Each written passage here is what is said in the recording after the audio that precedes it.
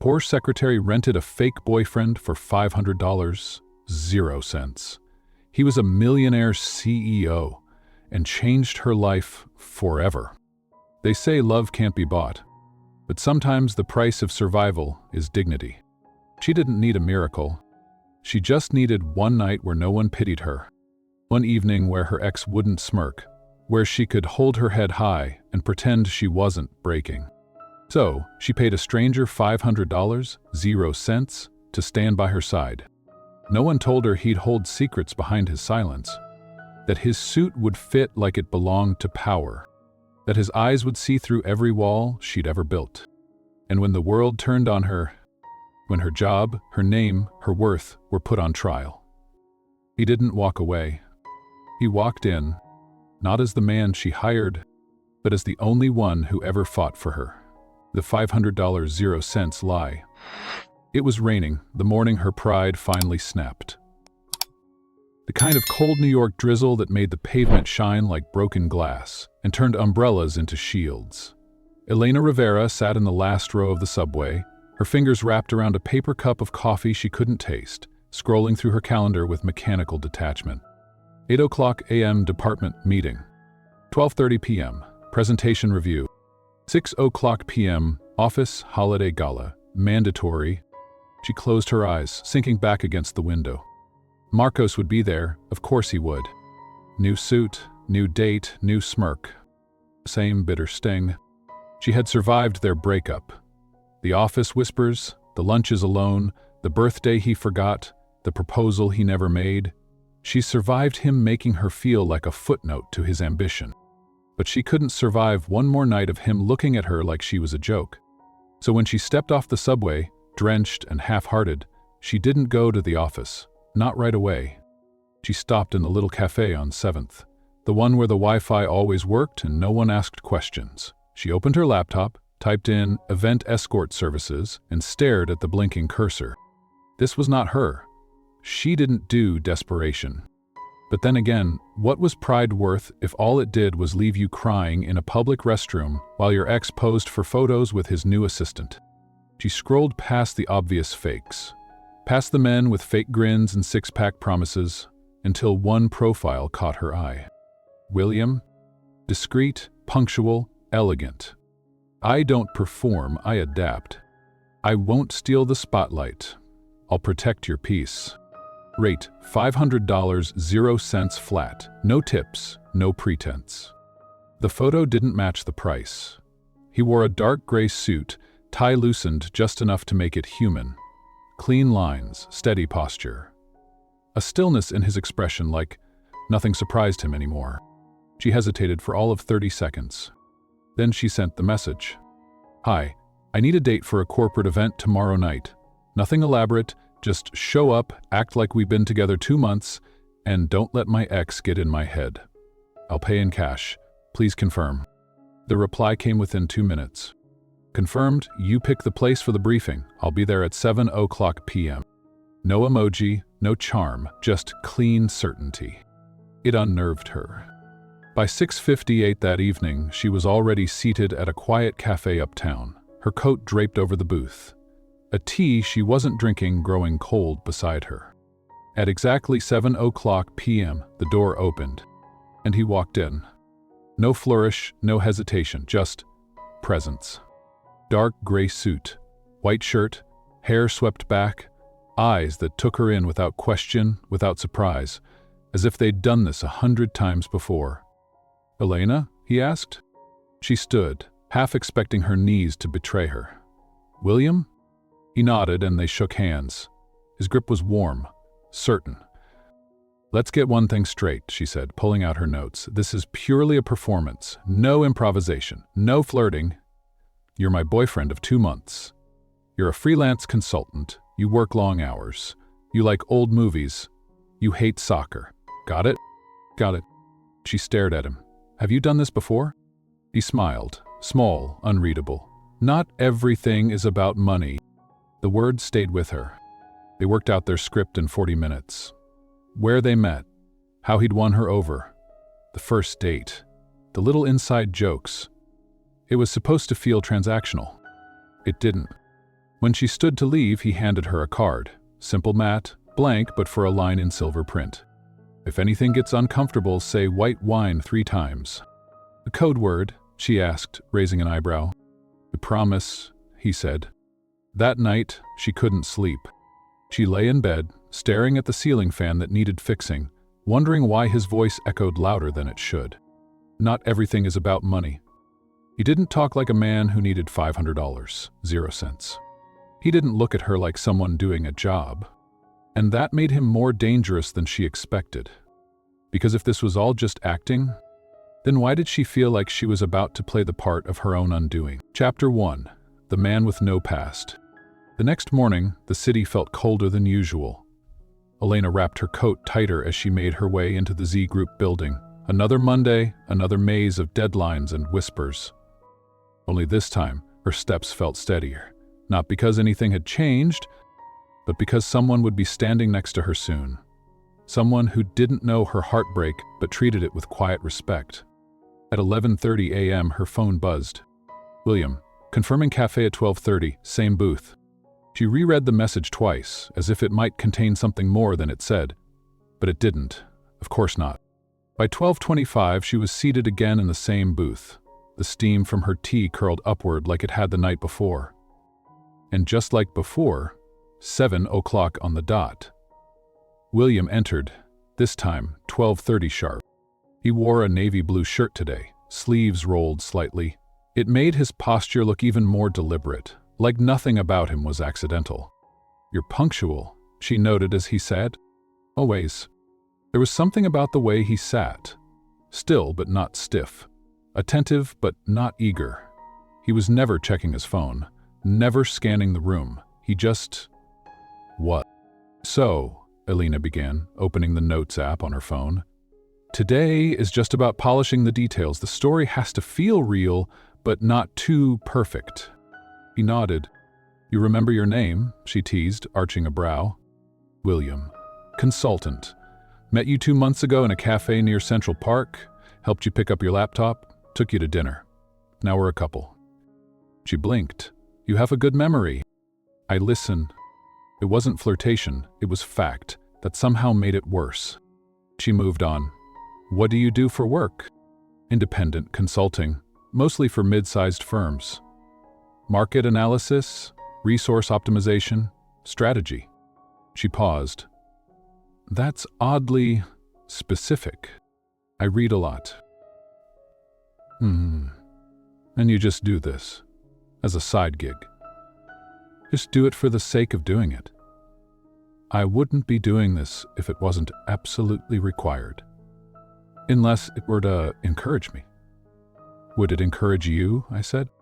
I'd prefer not to talk about it like that. Like what? He leaned in, his voice low. Like, I'm for sale. Her breath caught. I didn't mean... You did, he said, not cruelly. But I understand. Silence laced between them, thick, but not unbearable. Finally, Elena cleared her throat and asked, Have you ever been in a real relationship? William smiled faintly. Have you? She opened her mouth, then closed it again. Touché. They moved on. She walked him through her department, marketing, brand analysis, team leads. When she mentioned Z Group's recent restructuring, William tilted his head. What kind of restructuring? He asked casually. She hesitated. Why do you want to know? So I don't sound uninformed if someone brings it up. His tone was polite, logical. Still, it bothered her. It's not relevant, she said. Just nod and look interested if it comes up. Understood. But something in the way he filed that fact away like it meant something more, scratched at the back of her mind. She leaned back, studying him. Have you worked in finance? He looked up. A little bit of everything. William, are you hiding something? He met her eyes without flinching. Aren't we all? Her pulse jumped. She wanted to argue, but couldn't. Instead, she pulled out her last set of notes. Fine. Here are our shared memories, little things we can sprinkle in. She handed him a list. Inside joke about your hatred of soccer. Our first date equals rainstorm plus broken umbrella. You prefer red wine. You love classic movies. You hate office gossip. He skimmed it. Classic movies? My ex hates them, she muttered, distracted. Versus preferences. She almost smiled. Something like that. For the next half hour they practiced. He asked her about her office, her friends, her favorite wine, the name of her childhood dog. And the strangest part was, he remembered everything. He had never met a man who remembered what she said 10 minutes ago, let alone the exact phrasing of her joke from the night before. He wasn't charming, he wasn't flirtatious. He was deliberate. And that made her trust him more than she wanted to. As they were leaving, he paused by the door. Elena. She turned. If anything happens tomorrow, he said, and you feel overwhelmed, remember the code. White wine, she murmured. He nodded. Say it 3 times. I'll handle the rest. She stared at him. What exactly are you planning to handle? His answer was simple. Bio. That night she lay awake again, watching headlights stretch across her ceiling. She tried to remind herself this was a transaction, a charade. She'd hired a man for 1 night. She was in control. But somewhere between the notes and the glances and the way he said her name, Elena began to wonder if $500 0 cents had bought her something far more dangerous. Something that could break her, not because it wasn't real, but because it almost felt like it was. Chapter 2. The Party and the Puzzle. The Hilton's garden ballroom shimmered under golden chandeliers, its air perfumed with a mix of roses and high-stakes ambition. It was the kind of place built for displays. Designer gowns, fake smiles, polished reputations. Elena Rivera stood in the lobby, her palms damp against the smooth satin of her navy blue dress. It hugged her waist without trying too hard. Classy, calm, just enough. Her heels clicked once against the marble as she adjusted the strap of her purse. Then she caught her reflection in the wall-length mirror. You don't owe him anything, she whispered to herself. At exactly 8:00 p.m., a quiet hush fell over the entrance. William walked in, and every head near the front desk turned. Not dramatically, but instinctively, like when something enters a room and your gut tells you, pay attention. He wore a flawless black suit, crisp white shirt, a dark gray tie. The fabric shimmered subtly under the lights, tailored so perfectly it looked like it belonged to him from birth. He spotted her in an instant. His expression didn't change, but his eyes softened. Good evening, he said as he approached. Good evening, she echoed. He offered his arm, and for the first time in weeks, she felt steady again. They walked into the ballroom together, through a wave of glances, half-smiles, and murmurs that fizzed behind champagne flutes. You're nervous, William whispered near her ear. Only a little, she murmured back. Take a breath. She did, and somehow it helped. The ballroom was aglow. Round tables dressed in ivory linen, waiters circled with silver trays, jazz drifted from a live quartet near the stage. It all felt surreal, like a life she didn't belong to, but had been allowed to borrow for a night. Then she saw him, Marcos, near the bar. Same smug posture, same too bright laugh, same suit he wore to her birthday dinner the year he forgot to bring a gift. He turned, and their eyes met. His smile vanished. To the voice she hated most. Mary? He murmured. I know. Want to say hi? No. Let him stew a little first. William smiled faintly. I like your strategy. They crossed the room, stopping near the welcome table where Sandra from HR held court, gossiping with coworkers and eyeing the new arrivals. Elena, Sandra squealed. You look beautiful. Thank you, Elena smiled. Sandra, this is William, my boyfriend. Sandra's jaw actually dropped. Pleasure to meet you, William said, offering his hand with graceful confidence. Elena speaks very highly of you. Sandra blushed so hard Elena almost laughed. How long have you two been together? Sandra asked. 2 months, Elena answered. Rehearsed. And how'd you meet? At a coffee shop near Central Park, William answered smoothly. She dropped her laptop. I offered to help. We talked for 3 hours. Sandra sighed. Oh my God, that's adorable. William added. She didn't smile at me for the first 20 minutes. True, Elena muttered, cheeks warming. As they moved around the room introducing themselves to coworkers, William never slipped. He remembered names Elena barely recalled, asked questions that made people feel seen, responded to complex finance talk with disarming ease. When Paulo from the finance team brought up recent market volatility, Elena tensed, but William stepped in like a man who belonged at the table. "You work in finance?" Paulo asked, intrigued. "Independent consulting," William said, "mainly in growth strategy and resource alignment." Paulo blinked. "Z Group could use someone like you. Seriously." Elena stared. There was no trace of acting in his tone. No bluffing, no surface-level charm. He knew the markets. He knew how companies moved money. He spoke like someone who lived in that world. But why would a man like that charge $500, 0 cents, to be a rented boyfriend? She was still wondering when it happened.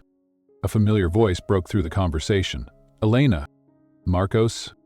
He stood behind them, wearing that fake casual grin she'd once fallen for. He held a whiskey glass like it was part of his anatomy. "Hey, Marcos," she said. "This must be your date," he said, eyeing William. "This is William, my boyfriend," she replied coolly. Marcos extended a hand. "Marcos, ex-boyfriend." William shook it without flinching. "Current boyfriend." The handshake lingered a second too long.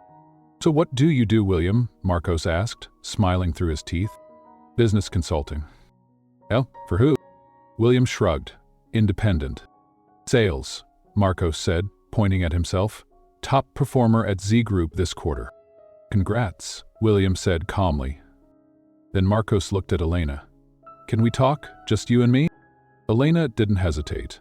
"No," be as most. She said no, William said, polite but firm. Marcos's jaw tightened. "I wasn't talking to you. And I wasn't asking for your permission," William replied evenly. The mood shifted. Guests nearby had started to listen. Elena touched William's arm gently.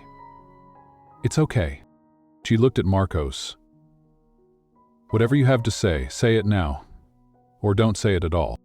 Marcos glanced around, realized he had an audience, and muttered, "I just wanted to say, I hope you're happy." "I am," she said flatly. "Thanks." He walked away. And for once, he didn't win. Later, near the dance floor, while the string quartet melted into a slow romantic melody, Elena leaned in close. "You handled that well," she whispered. William twirled her gently.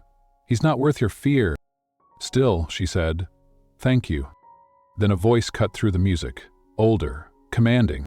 "Jang, that name sounds familiar." They turned.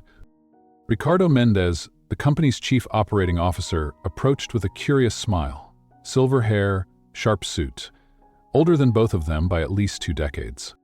William straightened slightly. Ricardo looked directly at him. "Do you have any relatives at Jang Capital?" Elena blinked. William didn't flinch. "Jang is a common name." "Maybe," Ricardo said, eyeing him carefully. "But William Jang? Not so much." Elena's stomach twisted. Ricardo turned to her. "Interesting date, Elena. Very impressive." Then he walked off. William remained calm, but Elena felt it. His fingers had gone cold in hers. When the gala ended, William walked her to the curb. A cab pulled up. The driver stepped out. "Thank you," she said softly. "For everything tonight?" "My pleasure." She stepped into the cab, then paused. "William?" "Yeah? Do you know Jang Capital?" He smiled faintly. "Good night, Elena." She stared at him as the door shut. And as the car pulled away, she looked back through the rear window. He was still there. Still watching. Still hiding something. And for the first time, she wasn't sure if she'd just won her pride, or walked right into something she'd never be able to control. Chapter 3. The apartment that shouldn't exist. It started with a sleepless night. Elena lay in bed, her pillow cold under her cheek, eyes fixed on the ceiling fan. The ballroom played in her mind like a film she didn't remember signing up for. William. Effortless, composed. The way he'd handled Marcos without aggression. The way he'd disarmed Paulo with 3 quiet sentences. The way Ricardo had looked at him. like he'd seen a ghost from a corporate boardroom. Jang Capital. She sat up. Her laptop glowed softly in the dark. She typed the name and hit enter. Search results flooded in. Jang Capital, rising star in investment banking. CEO William Jang keeps low profile despite billion-dollar portfolio. No photos available. Her stomach dropped. There was no LinkedIn profile, no press photos, no online interviews, just an endless stream of whispers from finance blogs, shareholder sites, and news articles that praised a man who refused to be seen. A ghost in a billion-dollar suit. Her phone buzzed. "William, can we talk? My place. I'll cook." No emojis, no hints. Just like always, she should have said no. But at 7:30 p.m., she stood in front of a glass high-rise overlooking Central Park, trying not to visibly tremble in her coat. The doorman greeted her by name. "Miss Rivera? Mr. Jang is expecting you." Of course he is. The elevator was silent, lined with brushed gold and soft lighting. When the doors opened, it was like stepping into another life. The penthouse was all glass and steel and silence. Floor-to-ceiling windows spilled open onto the night skyline, and the furniture looked like it belonged in a museum. Not because it was flashy, but because it was curated, intentional. William stood barefoot in the kitchen, sleeves rolled to his elbows, chopping herbs on a marble island. He looked relaxed, effortless, like someone who didn't need to impress anyone, but somehow still did. "Elena," he said, glancing up. "You came?" "I'm still not sure why," she replied, closing the door behind her. He didn't answer, just poured her a glass of red wine and gestured for her to sit. She didn't touch the glass. "You said you were a consultant." "I am." "You said you worked independently." "I do." She folded her arms. "You also live in a penthouse, have a doorman, and a view of half of Manhattan, which you pay for how? $500 a cent at a time?" He set the knife down carefully. "What do you want to know, Elena?" "All of it." He studied her. "Jang Capital is mine. I built it 5 years ago." She blinked. "You own it?" "I founded it. I manage the investments. I have partners, but I make the decisions." "But you let me hire you like an escort?" His smile was soft. "I don't do this for the money." "Then why?" He turned back to the stove, tossing vegetables into a skillet. The sound of sizzling filled the room like a curtain drawn between them. "Because sometimes," he said quietly, "I need to be someone else." She didn't know what to say. So he kept talking. "When you're rich, people stop listening to you. They start performing for you. Every conversation has a purpose. Every woman knows your net worth before she knows your last name. Every room watches what you wear. Every word is documented." He stirred the pan once, then looked at her. "I wanted a break." "A break?" she repeated. He nodded, "From being wanted for the wrong reasons." "And I was what, an experiment?" "No." He said it firmly. "You were real. You didn't know who I was. You told me what to do. You made rules. You treated me like someone with nothing to offer but time." "That's supposed to be romantic?" "No," he said. "It's supposed to be honest." The food was ready. He plated it simply. Salmon, roasted potatoes, a lemon glaze. She stared at it, then at him. "You cook?" "Only for people who scare me." She almost laughed. Almost. They ate in silence, save for the hum of the city beneath them. And should have felt threatening, should have felt like betrayal. But instead, it felt like she had stepped into the only quiet room in a world full of noise. After dinner, they stood near the windows. The city blinked below, alive, unaware of the woman trying not to unravel, and the man who had built a fortress of silence around himself. She turned to him. "Why me, William?" He didn't pretend to misunderstand. "Because you looked at me like I was a person, not a problem to solve, not a source of money, just someone who could stand beside you for one night." She didn't answer. She didn't trust herself to. But when she left that night, her heels clicking softly on the marble, he walked her to the elevator and didn't ask her to stay. Instead, he simply said, "You were never a transaction to me." The doors closed, and as she descended, all she could think was, he could have told her who he was from the beginning. He could have flaunted his wealth. bought her silence, bought her admiration. But he didn't. He offered her nothing. But somehow it meant everything. Chapter 4. The Lie That Burned. By morning, the city had no memory of the night before. But Elena didn't. The smell of roasted lemon and rosemary, the view that seemed to pulse with secrets. The sound of William's voice, low and level, as he confessed the thing she never expected to hear. You were never a transaction to me. She couldn't unhear it, and she couldn't believe it. Not yet. Not when every instinct in her body still whispered, "This is too perfect. He's playing you." She spent the day walking to meetings with half her mind elsewhere, looping through memory fragments like puzzle pieces she didn't yet know how to fit. Then came the moment that shattered everything. Paulo stopped by her desk around 3:00 p.m., casual, coffee in hand, voice low. "Elena," he said, "your boyfriend from the party. What's his deal?" She looked up. "Excuse me?" "William," Paulo clarified. "He's interesting. I've been thinking about what he said the other night. He knows more than your average freelance guy. A lot more." She forced a polite smile. "He's just well-read." No, he knew about our private restructuring, the one only 3 VPs and 6 board members knew about. He even referenced the fund that took over our convertible debt. That's not public info. Elena blinked. Paulo raised his eyebrows. "You sure he's just a date?" And just like that, the glass cracked. By 6:00 p.m., she was outside William's building, her fingers curled into fists inside her coat pockets. She hadn't messaged. She hadn't called. She was done waiting. The doorman recognized her instantly. "Top floor," he said with a polite nod. She didn't thank him. When the elevator opened, William was there, barefoot again, sleeves rolled, this time stirring something on the stove. He looked up, surprised but unreadable. "Elena, I need to talk to you." He turned off the burner and leaned on the counter. "Go ahead." "You lied to me." "No," he said quietly, "I didn't. You let me believe you were someone else. I let you believe what you needed to believe." She shook her head. "That's not how honesty works. I never said I was poor. You didn't say you were a billionaire either." He exhaled. "Would it have made a difference if I had?" "Yes." He stepped forward, slow, careful. "Then tell me the truth, Elena.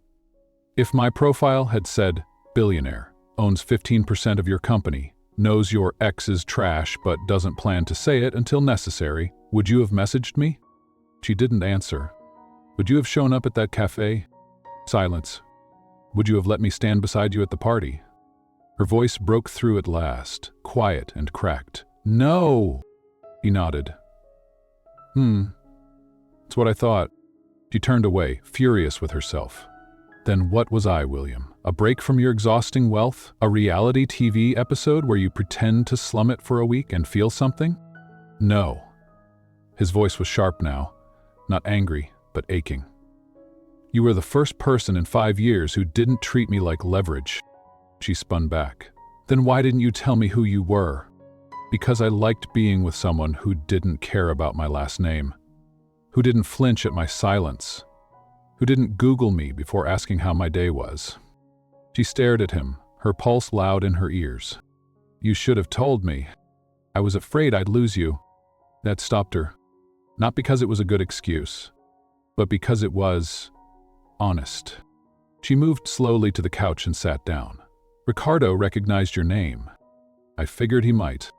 At least you had family at Jiang Capital." "I told him Jiang was a common name." She gave a humorless laugh. "That's the moment I knew you were lying." William sat across from her, careful not to close the space too quickly. "Lena, I didn't come into your life to manipulate you." "Then why did you come into it?" "Because I needed someone to remind me what it felt like to be a person, not a price tag." He looked at her, then really looked. "No one's ever talked to me the way you did that first night. Like I wasn't worth impressing. Like I had to earn the right to be there. I needed that." She looked away. "I needed someone real," he said. "And you were fire. You walked into that ballroom with me like you had nothing to prove and everything to protect. I admired that. You admired me because I didn't know who you were." He stood, paced. I admired you because you knew exactly who you were, and that terrified me. She stood too. It's still not enough. I don't trust people easily. I know. And now, because of you, I feel like a fool. I never meant to make you feel that way. Silence stretched between them like a tightrope. Neither of them moved. Then William said the only thing that mattered. You can hate me, you can walk away, but please don't leave thinking this was a game. I never laughed behind your back. I never looked down on you, not once. Her eyes welled up. Then what was it? She asked. What was any of this? He stepped closer. For me, it was hope. And somehow, that hurt more than all the lies. Because now she knew. He hadn't wanted her to fall in love with the billionaire. He'd just hoped she might fall for the man underneath. And maybe, in another version of this story, she already had. But not today. Today, her pride still burned. Her trust still bled. So she walked to the door. Opened it. He looked back once and said, "Next time you want someone to see the real you, William, don't hide him behind a suit in silence." Then she was gone. And William? He didn't chase her. Not because he didn't care, but because he finally understood.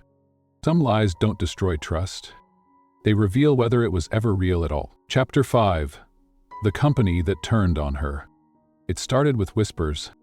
By Monday morning, Elena felt it the moment she stepped into the Z Group elevator. Heads lowered, conversations clipped mid-sentence, polite nods tighter than usual. Something had shifted. She clutched her coffee cup like a shield, ignoring the buzz in her gut. She was halfway through catching up on emails when an internal memo landed in her inbox. Subject: Meeting, 11:30 IAM. From Ricardo Mendez, Chief Operating Officer. To Elena Rivera. Please report to my office at 11:30 a.m. for a confidential conversation regarding recent developments affecting company reputation. Her chest tightened. This wasn't a check-in. This wasn't a catch-up. This was corporate code for, we know something you wish we didn't. She stood outside Ricardo's office at 11:28. The hallway was too quiet. Sandra from HR was already inside, holding a folder too thick to be innocent. Elena, Ricardo said when she stepped in, please, sit. He did. Sandra gave her a tight-lipped smile that never reached her eyes. We'll get right to it, Ricardo said. There's been concern about your personal life, specifically your relationship with William Jiang. Elena didn't blink. That's not company business. It becomes business, Sandra cut in, when your boyfriend owns 15% of our parent fund. Elena's heart stopped. They knew. I didn't even know who he was when I met him, she said slowly. Ricardo folded his hands. That may be true, but public perception is difficult to control, and a conflict of interest, even the appearance of one, puts us in a compromising position. Sandra slid the folder across the desk. We've received anonymous concerns about preferential treatment, about whether you might have shared internal information. Elena's voice cracked. Are you accusing me of corporate espionage? Ricardo's voice remained calm. We're not accusing you of anything. Elena's pulse roared in her ears. I've worked here for 6 years, she said. I've led projects, I've worked overtime, I've mentored interns. And now, because I dared to date someone? You're threatening my career.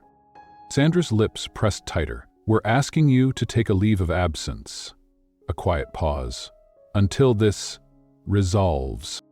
Elena stood. You want me to disappear? We're protecting our reputation. No, she snapped.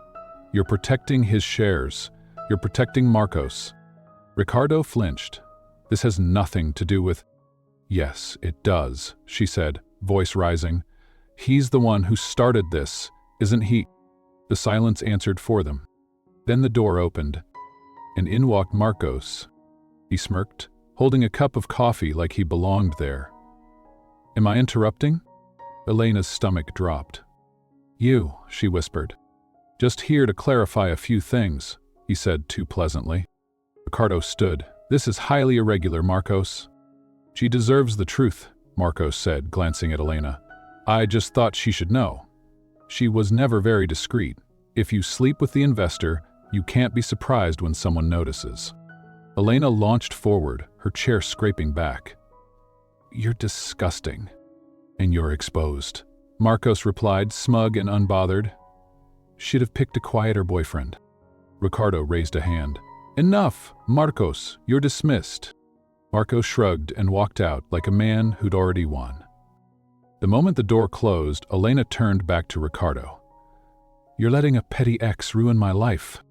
We're giving you a chance to protect what's left of it.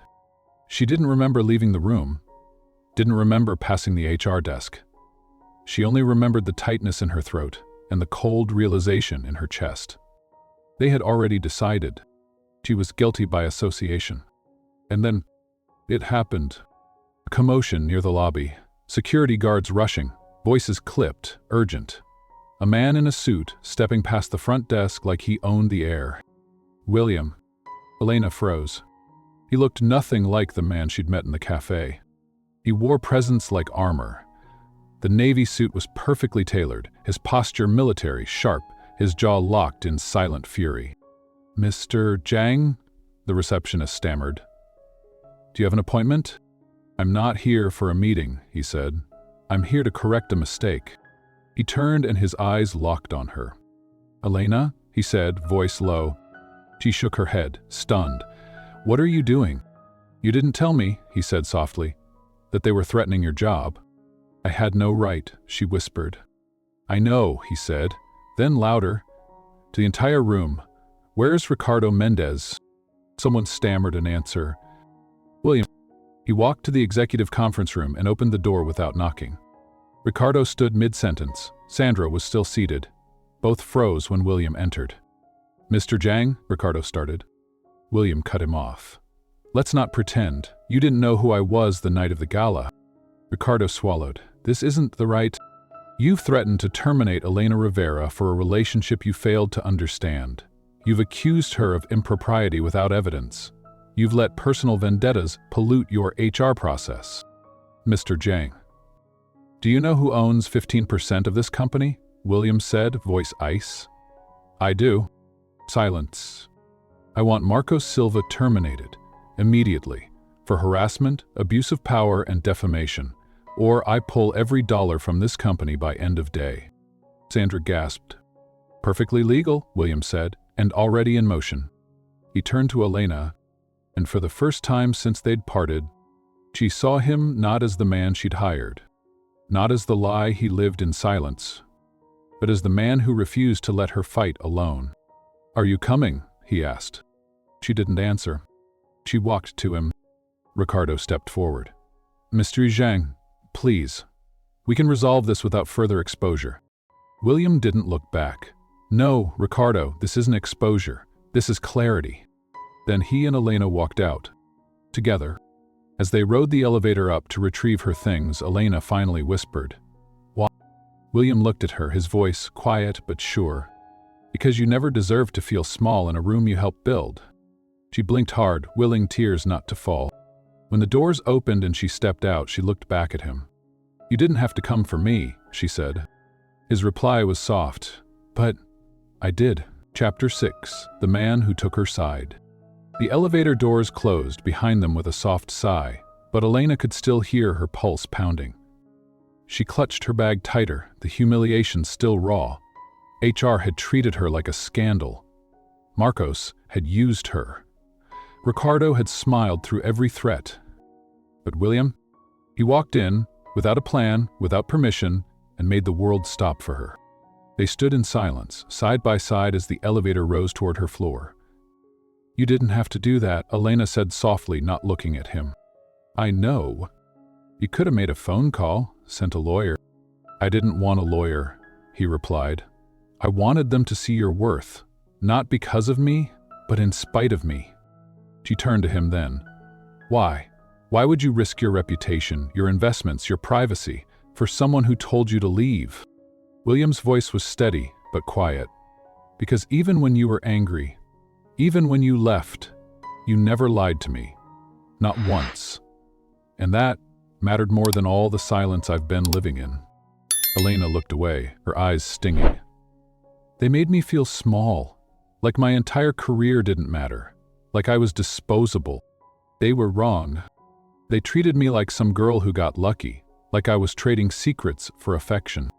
You didn't owe them anything, he said, but they owed you basic decency. She exhaled shakily. The elevator opened. She stepped out and led him through rows of cubicles where people kept their eyes down, pretending not to look. Her colleagues, once warm, now quiet, offered only weak glances. At her desk she packed her things, methodically, wordlessly. A framed photo of her mom, a cracked mug, a small potted plant, the coffee-stained notepad she always used during long meetings. William waited near the window. He didn't offer to help. He understood this was something she had to do alone. Once her box was full, she looked at her desk for the last time. It wasn't much, but for 6 years, it had been hers. She turned to him. "Let's go." They walked out the same doors she had entered 1,000 times before, but this time, it felt like she wasn't leaving something behind. She was reclaiming something. Back at William's penthouse, the silence between them wasn't awkward. It was warm, comfortable. It was true. He poured her a glass of water and set it beside her while she curled up on his massive sofa, her blazer folded beside her like discarded armor. "I spent all night wondering if you hated me," he said finally. "I did," she admitted. "And now?" She took a sip of water. "I don't hate you," she whispered. "But I don't know what this is." He nodded. "It's fair. I need time. You can have it. But I also need honesty." He sat beside her, not touching, just close. "No more games," she said. "No more quiet smiles or cryptic lines." He nodded again. "You want honesty?" he asked. "I want all of it." He stood, walked into the bedroom and returned holding a thin folder. He handed it to her. Inside, letters, printed emails. None had been sent. All were dated, all addressed to her. She flipped through the first. "Elena, it's been a week since our first meeting. You told me I looked like a man with secrets. You were right. But what you didn't know was how much I hoped you'd never stop asking. The second, I watched you that night at the gala. You walked like you didn't belong but spoke like you'd built the room. And for a moment I believed you could walk into any world and change it. The third, you asked why I didn't tell you who I was. The answer is simple. Because I knew the moment I did, something would shift in your eyes. And the truth is, I couldn't bear to see that shift." Elena stopped reading. She looked up at him. "These are real," she whispered. "I wrote every one," he said. "Every night I couldn't sleep." "And you never sent them?" "I was afraid." "Of what?" "That you'd walk away before I had the courage to say, 'You're not my distraction, Elena. You're the first person who made me want to stop hiding.'" She swallowed hard. Her throat ached. "Do you still want me to walk away?" she asked. He crossed the space between them in a single breath. "No." And this time, she didn't stop him. He took her hand. She didn't pull back, because for the first time, she didn't feel like a poor secretary who had faked her way into someone else's world. She felt like a woman who belonged.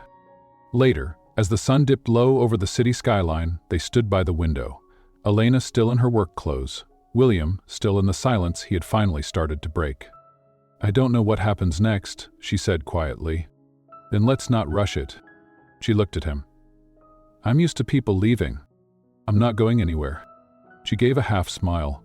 "You say that now. I'll say it again tomorrow," he promised. And she almost believed him. Because that was the thing about redemption. It doesn't come in grand gestures. It comes in the quiet space between forgiveness and the choice to try again. Chapter 7. The silence between them. For the next 3 days, Elena didn't hear from him. Not a text, not a call, not even a knock at the door. She told herself it was fine, that she needed space, that she didn't want him showing up with flowers and promises too soon. But by the second night, she was checking her phone so often she started to hate the sound of silence. Because that was the truth no one tells you about healing. It's quiet. And when you've lived in fight mode for too long, quiet feels like abandonment. She tried to focus on the basics. organizing her resume, updating her LinkedIn, calling her former mentor at a small agency downtown. But even her old coffee mug felt too loud in the stillness of her apartment. Worse were the whispers online. She hadn't posted anything, but the media didn't care. Millionaire caught in office romance. Shares drop amid conflict rumors. Is she the reason he's backing out of Z Group?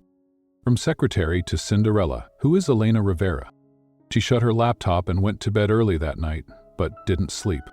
Because the question echoing loudest in her head wasn't about her job or the articles or what people thought.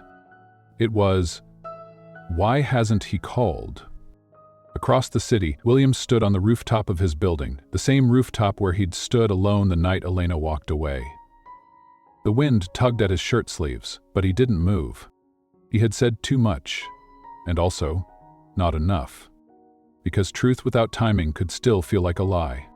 He wanted to give her space, to let her choose. But every hour that passed without hearing her voice felt like punishment. He reread the last message he wrote but never sent. If I call, it'll be selfish. If I wait, it'll be silence. So I'm doing what you asked. But if you need me, even for a second, say so. I'll come. He closed the screen and kept waiting. It was Marina who finally broke the deadlock. Elena's oldest friend. Seattle transplant, sharp-tongued, blunt, and always 2 sentences ahead of everyone else. She showed up at Elena's apartment unannounced, iced coffee in one hand, raised eyebrow in the other. He looked like a ghost. Good to see you too, Elena muttered. You've been hiding for days. William hasn't called and I've got questions. Then get in line, Elena said, setting down her tea. The press is already writing our fairy tale in reverse. Marina sat on the couch, crossed her legs, and held up a printout from her bag. Elena rolled her eyes. What's that, a spreadsheet of my emotional breakdown? It's an article. Please don't. But Marina read aloud anyway. In a surprise move this morning, billionaire William Jiang officially withdrew all remaining shares from Z Group, citing personal ethics and internal misconduct. Analysts say the move could affect shareholder confidence, but Jiang responded with a single statement. I stand by the people who stand for something. Elena's heart stopped. Marina set the article down. You didn't know? No, she whispered. He sold everything, walked away from a company he helped build. For me, I don't know, Marina said. But if I had to guess, yes. Elena blinked back sudden tears. Him waited, Marina added. He didn't push. He didn't post some grand romantic apology online. He just did what you asked. Elena covered her face with her hands. I told him I needed space. And he gave it to you. I thought he'd forget me. He helped. Silence fell between them, heavy and honest. And for the first time in days, Elena realized. It wasn't the silence that hurt. It was what she thought it meant. That night, Elena stood in front of William's building. Again. Only this time, she didn't feel like a stranger. The doorman smiled, already reaching for the elevator key. He's on the rooftop, miss. She nodded. The elevator opened slowly, like the air itself was waiting. And when the doors parted, he was there. Same wind, same skyline, same man.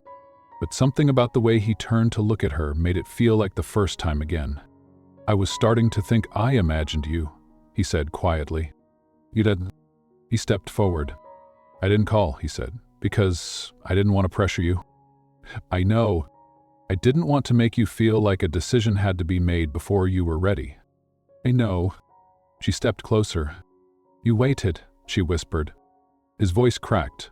Of course I did. She reached into her bag and pulled out the folder of unsent letters. I read them all, she said, every word. He nodded. And I came here to say one thing. He braced himself. I believe you now. He exhaled. And she continued. You were right. You didn't pretend. You just didn't push. You let me be angry. You let me leave. And you never tried to control what came next. He blinked back something thick in his chest. William, she said, voice soft. You said, silence was honesty. But I think it was more than that. What was it? And when he kissed her, There were no more secrets. No contracts, no pasts, no cameras, no money. Just two people standing still on a rooftop in the middle of the loudest city in the world, finally hearing what the silence had been trying to say all along. Chapter 8. The truth behind the silence. The next morning, the city looked different. Not because anything had changed, but because something inside Elena had. She stood at the kitchen island in William's penthouse, barefoot, hair still damp from the shower, watching him make breakfast like it was something he did every Sunday. Like this wasn't new, like it had always been theirs. He poured her coffee without asking how she took it, because he remembered. She sipped it slowly. Still black. Still strong. Still him. "You know," she said, "I never really asked what you wanted from all of this." He looked up. "I mean, you agreed to be a fake boyfriend for a woman you didn't know. You knew where I worked. You knew about Z Group. So why say yes?" William set the spatula down. And then he told her. "When I saw your message," he began, "I'd just walked out of a meeting. A $30 million 0 cents acquisition deal was falling apart.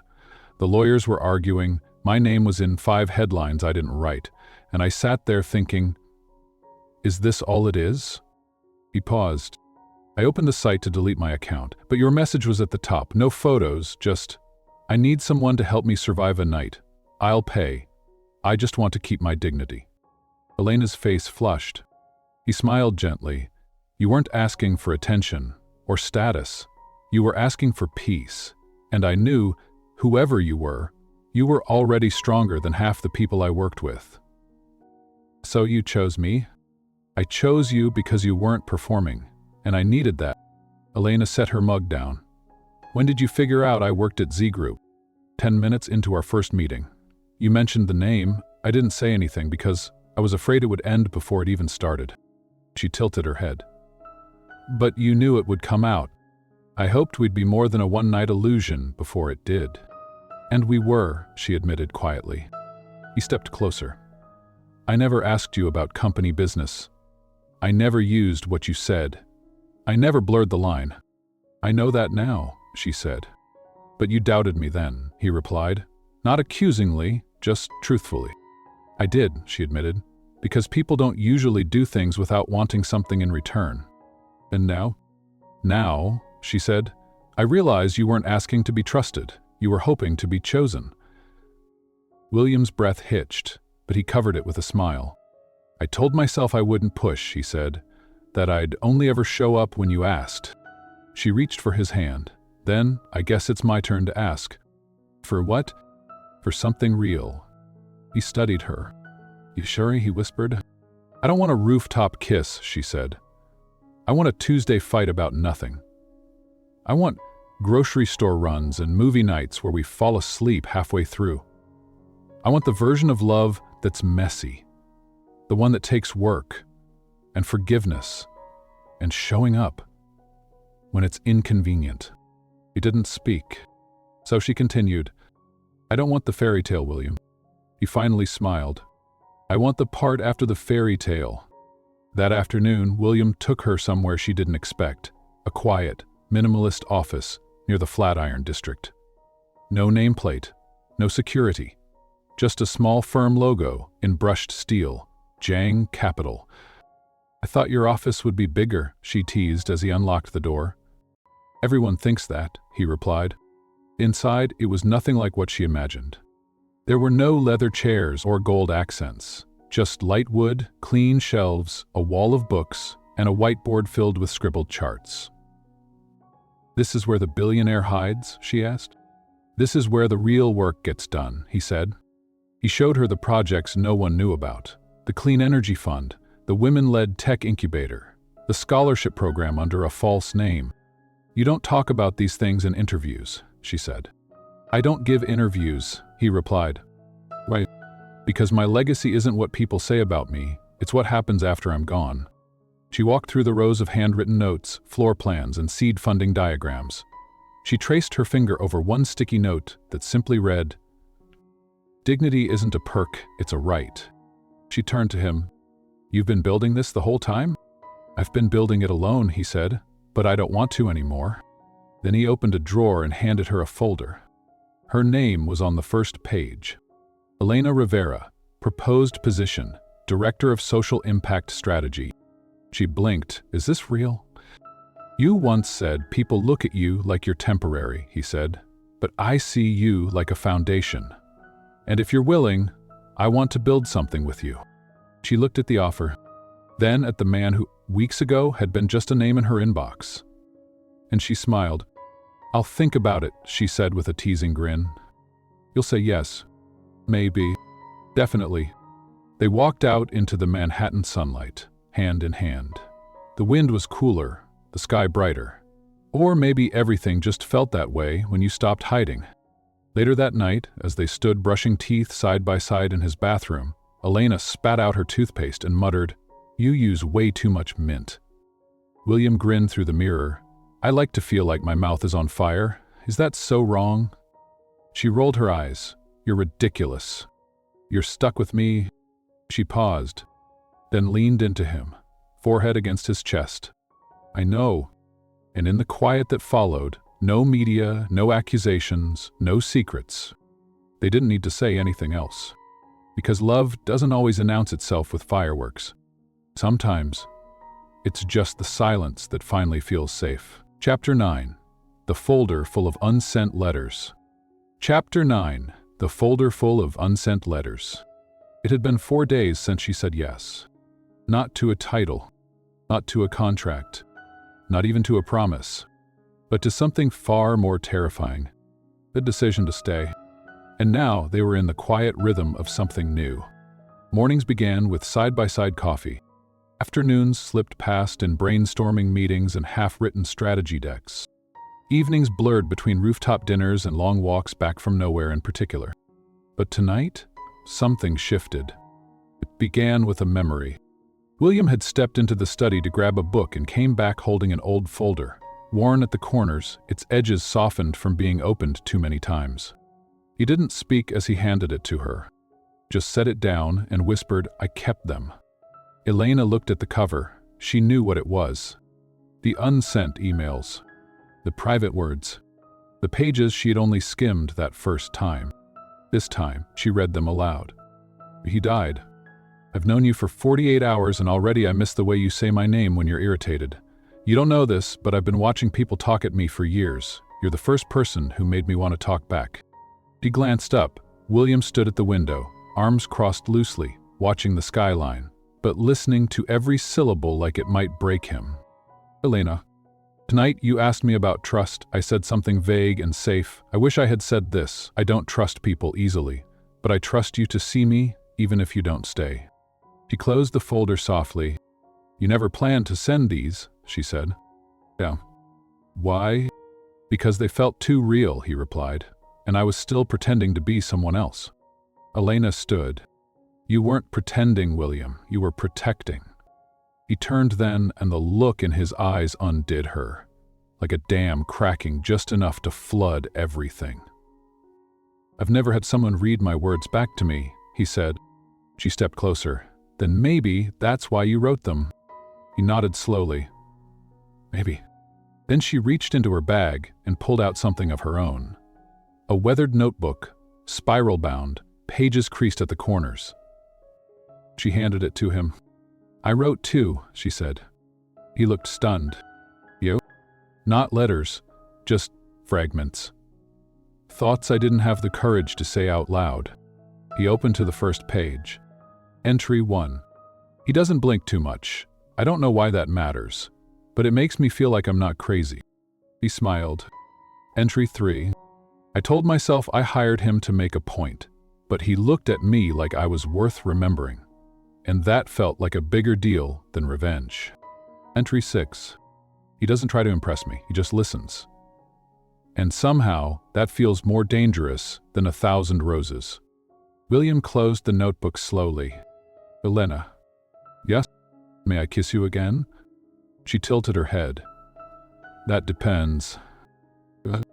If it's going to be the kind that means something." He didn't smile. He just stepped forward, took her face in both hands like she was something fragile and eternal, and kissed her like he was remembering something his soul had known before he had a name. And in that moment, something clicked. Not a decision, a knowing. They didn't just care about each other. They belonged. Later that night, they sat barefoot on the balcony, her legs tucked under his, a blanket across both their laps. The city below was loud, but up here, it was just them. "You know," she murmured, "this still feels impossible sometimes." "Where does?" "You." He raised an eyebrow. "Me? The fact that I almost didn't go to that party, that you almost didn't answer my message." He nodded. "And now?" "And now," she said, "I know better." William turned toward her, his voice a little lower. "Ask me anything." "Anything?" "Yes." She didn't hesitate. "Why didn't you chase me the first night I walked away?" His answer was immediate. "Because I thought you deserved to walk." Elena blinked. And I knew," he said softly, "that if I was someone worth coming back to, you would." She looked at him for a long time. Then, in the quiet that followed, she whispered, "You were right." He didn't reply. He just held her tighter. Because some confessions aren't spoken. They're stayed for. Chapter 10. $500, 0 cents. Paid in love. It was exactly 1 year to the day since Elena had sent the message that changed her life. She remembered everything. The chipped cafe mug, the strain in her chest when she typed the words, "I need someone to help me survive a night," and the man who replied without flourish, without promise, but with presence. Now she stood in the exact same hotel ballroom where that gala had been held. But this time the lights were brighter, because this time it was her event. Not Z Group's, not someone else's name on the backdrop. The banner behind her read, "Rivera Jang Impact Fund, investing in people, not perception." She adjusted the lapel of her blazer as she looked at herself in the mirror. Black silk suit, no pearls, no pretense. Just her, stronger, steadier, seen. Behind her, William approached, adjusting the cuff of his shirt. He wore the same gray tie he had worn the night they met. Subtle, intentional. "Are you ready?" he asked. "I was born ready," she whispered. The ballroom buzzed with press, partners, social entrepreneurs, and people who'd flown across the country just to witness the launch of a company that had already turned heads. Rivera Jang had backed clean water initiatives in Detroit, job training programs in Baltimore, single mother microloans in Brooklyn. It wasn't charity, it was equity.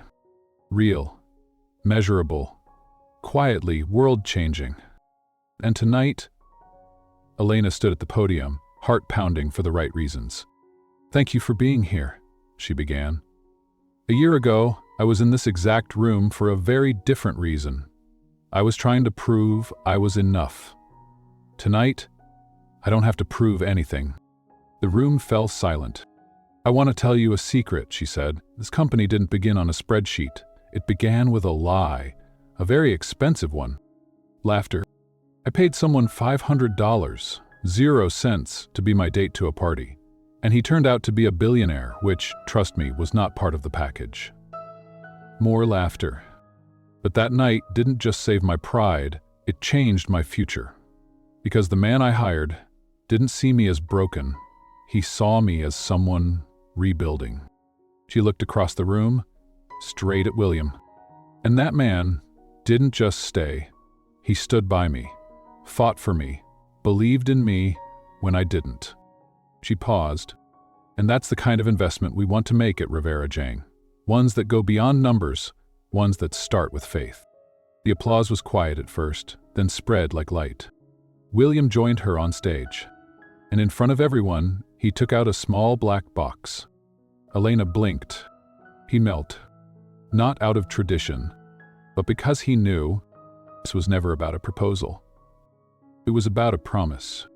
"Elena," he said, "you once paid me $500, 0 cents, for a night of peace. Tonight, I'm asking you to give me forever, for free." Tears blurred her vision. She didn't look at the crowd. She only looked at him. "Yes," she whispered. "Yes, always." He slid the ring on her finger, simple, elegant, engraved with the number 500 on the inside. The room erupted. Flashbulbs, cheers, applause. But none of it mattered, because the moment was theirs. Unscripted. Forever. Hours later, when the crowd was gone and the lights dimmed, they stood alone on the ballroom dance floor. Shoes off, champagne forgotten. William held her hand. "I kept the receipt, you know." She laughed. "Of course you did." He pulled out a folded slip of paper from his breast pocket. Escort fee, $500, 0 cents. Status, paid. And under it, in his handwriting, "Paid in love, no refunds, lifetime return policy." Elena wiped a tear, then smiled. "You really are impossible. And yet," he said, pulling her close, "you still hired me." She leaned her head against his chest. "No," she whispered, "I found you." And in that quiet, on a ballroom floor where everything once began in pretense, they danced like no one was watching. Because for once, no one was. The best investment I never meant to make. Some stories don't begin with a spark. They begin with a bruise, an unanswered message, a quiet humiliation. A girl sitting in a cafe, typing a request she never thought she'd send.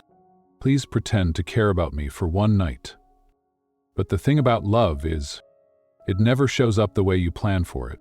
Sometimes it wears a borrowed suit. Sometimes it stands by your side in silence.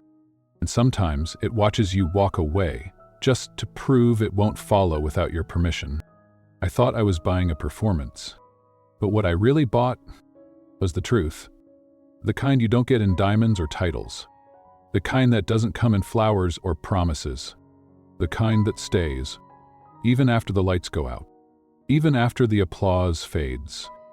Even when it's inconvenient, painful, or hard to believe in. I look back now at the girl I was that day. The girl who paid $500, 0 cents for dignity. And I want to tell her, you weren't weak. You were brave. You didn't settle. You reached for something, even if you didn't know what it was. And what you found? She wasn't a billionaire. It was a man. One who didn't want to be admired. He wanted to be understood. And when I finally understood him, I saw that the best investments are the ones you don't even realize you're making. So if you've ever felt underestimated or unseen, if you've ever whispered to yourself, "I'm not enough," just to get through the day, please know this: you are already more than enough. And one day, someone will look at you, not for what you can offer them, but for what you choose to give freely. Your time, your trust, your truth. That's what love is. It's not loud, it's steady, and it stays. Tell me in the comments, have you ever been loved for who you really are? Or maybe you're still waiting to be seen? Either way, I hope this story reminded you. The right person will never ask you to perform. They'll just stay. Until the next story, take care of your heart. It's not something anyone can buy, but the right person will treat it like it's priceless.